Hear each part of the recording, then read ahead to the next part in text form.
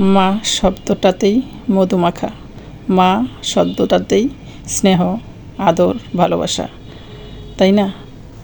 মায়ের হাতের রান্না, এটা তো আরও সৌভাগ্যের কথা। আসসালামু আলাইকুম ভিউয়ার্স, সবাই কেমন আছেন?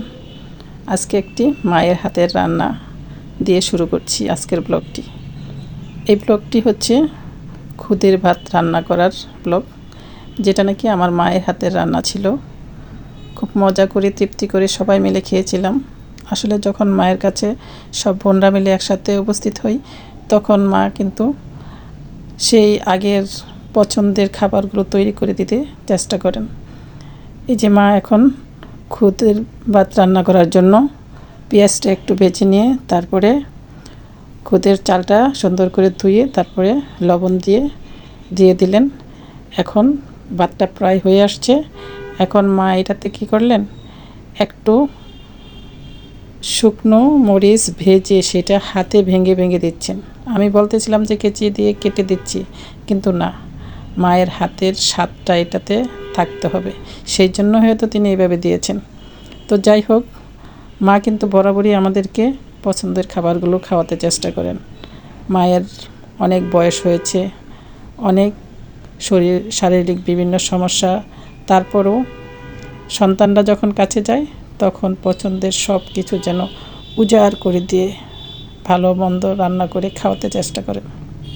আর এখানে আলুর ভর্তা করার জন্য পেঁয়াজ মরিচ সুন্দর করে ভেজে তারপরে ভর্তাটা করে নিয়েছে। পেঁয়াজ মরিচ ভেজে আলু ভর্তাটা করলে দেখুন রং কত সুন্দর আর স্বাদটা অসাধারণ। তাই তো বলি মারা কেন এত ভালো রান্না করেন। আর এখানে ধনেপাতার ভর্তা পাটায় বেটে শিলপাটায় করা হচ্ছে। এটা হচ্ছে শুটকির ভর্তা। শুটকির ভর্তাটা ট্রেডিশনাল আমাদের ফ্যামিলির জন্য, এই ধনেপাতার ভর্তা। আর সেদিন সকালের নাস্তার সাথে সে কিন্তু দুধ চিতই পিঠা ছিল, যা মায়ের হাতেরই তৈরি করা।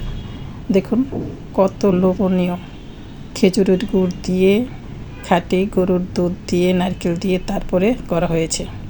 এখন সেই খুদের ভাতটা রান্না হয়ে গেছে, এখন পরিবেশনের পালা।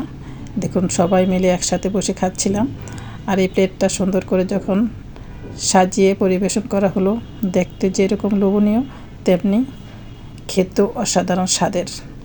মায়ের হাতের রান্না বলে কথা আছে। মাকে আমরা যতই ভালোবাসি, কখনো কিন্তু তার কাছে গিয়ে কখনো বলি না, মাগো তোমাকে কিন্তু অনেক ভালোবাসি। মা বাবা থাকতে মা বাবার যত্ন নিন এবং মা বাবাকে ভালোবাসুন, মা বাবার খেদমত করুন। তো এই পর্যন্তই আজকে। ধন্যবাদ সবাইকে।